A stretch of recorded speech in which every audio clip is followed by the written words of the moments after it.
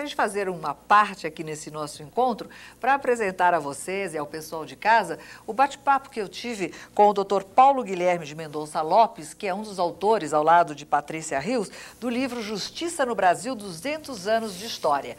E vale a pena você conferir porque tem uns aspectos bem interessantes a respeito desse assunto que nós estamos abordando. Vamos lá.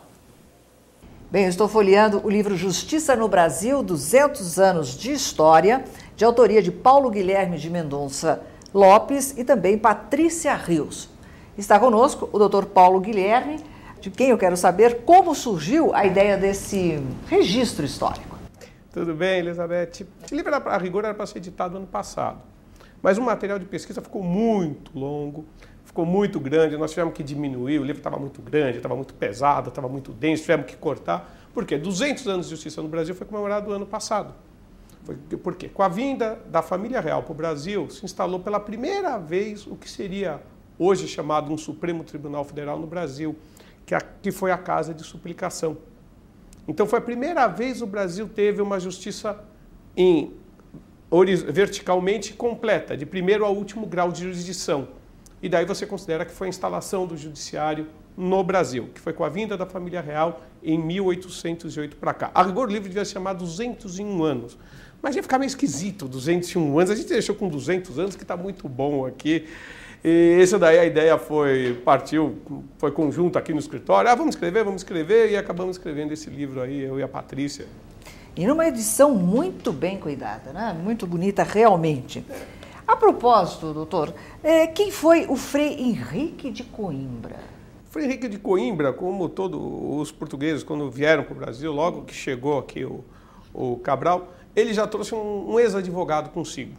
Era o Frei Henrique de Coimbra, que ele é um ex-desembargador da Casa de Suplicação, que tinha virado frei, e ele já veio com aquela visão de os portugueses tomar posse, de saber o que tinha, aquela visão cartorial portuguesa, vamos saber o que nós temos lá, e já trouxeram um advogado, já trouxeram um juiz, já trouxeram um juiz com eles, que foi o Frei Henrique de Coimbra.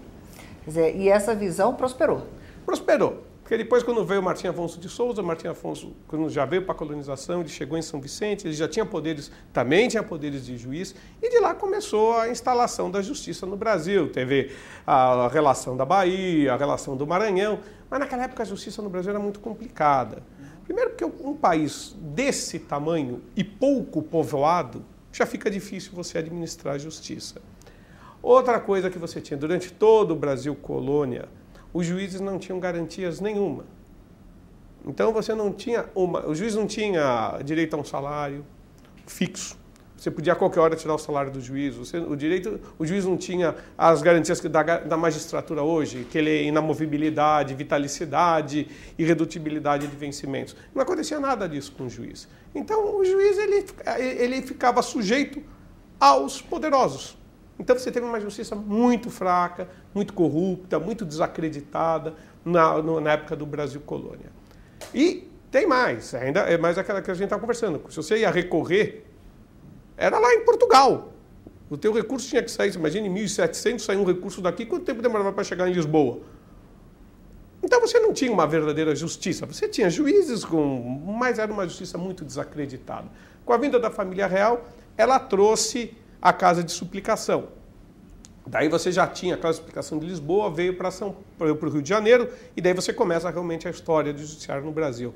Mas mesmo assim, na época do Brasil colônia, e depois na época do Brasil Primeiro Império, até o Segundo Império, quase final do Segundo Império, a justiça era muito desacreditada, porque os magistrados não tinham garantias. E nem as partes tinham garantias. Você que foi criar o primeiro Código de Custas em 1877. Antes disso, nem a parte sabia quanto ia pagar pelo processo.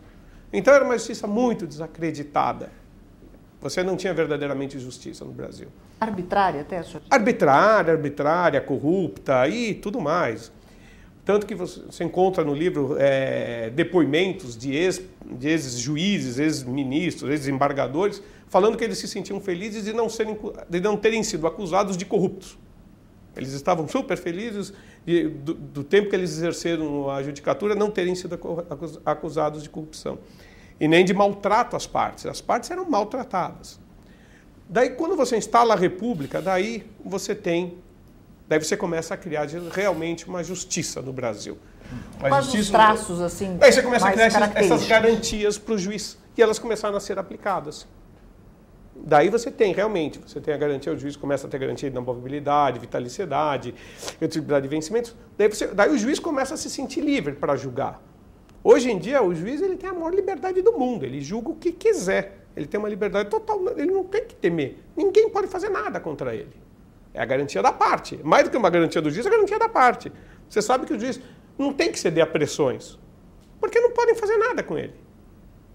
Isto é um bom judiciário. Nós temos hoje em dia toda a estrutura para ter uma justiça perfeita sob esse aspecto. Porque o juiz... Estado de Direito. O Estado de Direito, porque o juiz não está sujeito a pressão nenhuma.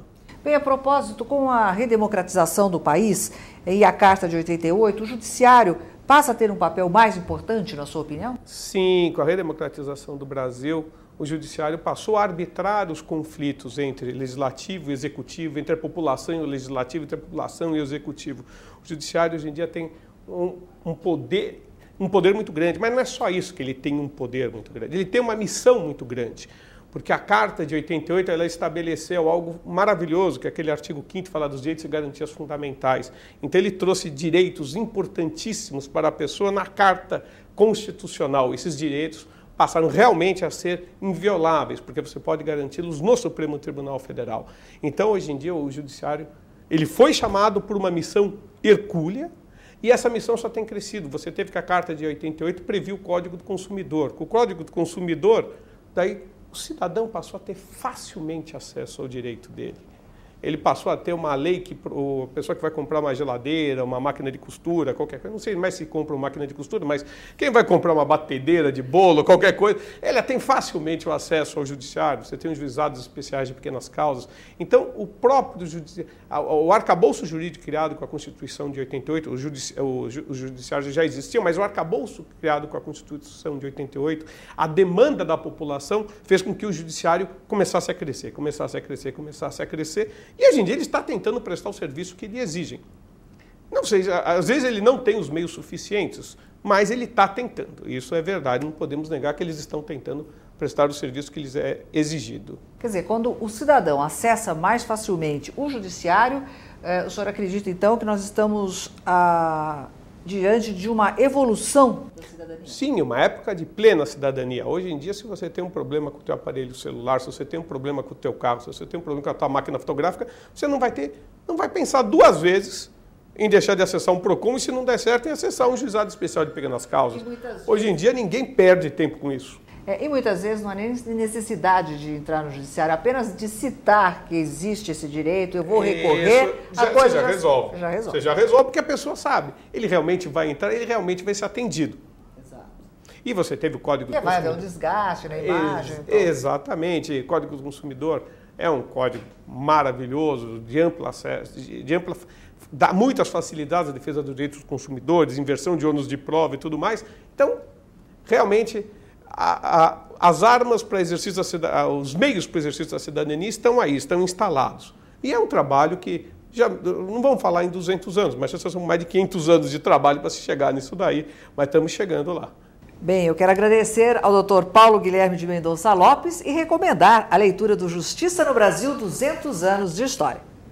Muito obrigado, Elizabeth, e gostaria de agradecer a Ordem dos Advogados do Brasil e Seccional de São Paulo por nos dar essa oportunidade de expor do livro.